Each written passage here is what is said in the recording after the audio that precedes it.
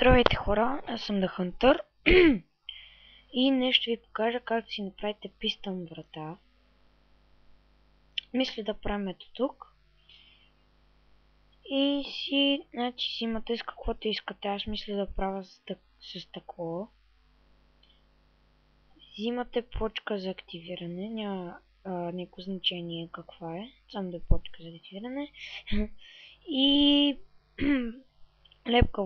лепкаво бутало, то е задължително. Знаете го.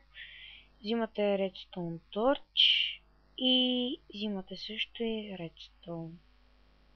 Така. Слагате, аз ще го правя стъкло, така, стъклото 4 стъкло.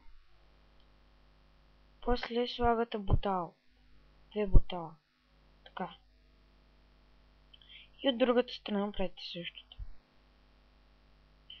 После слагате ето тук. Тук слагате Redstone и от другата страна. Така. После копате така две надолу и две така напред да са. И после почвате настрани.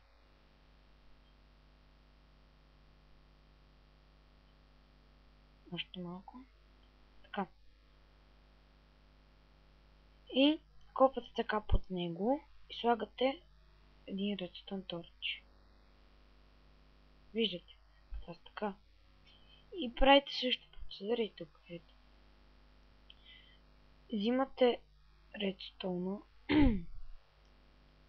и свързвате. Свързвате. Така. После тук може да изкопате 2 или 3, не знам. Аз лично копам 3. И после правите така.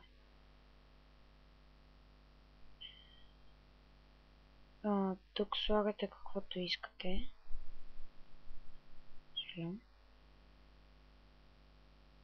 На другата страна. И си слагате почките за активиране. Опс. И на другата страна. И ето имате нова пистън врата.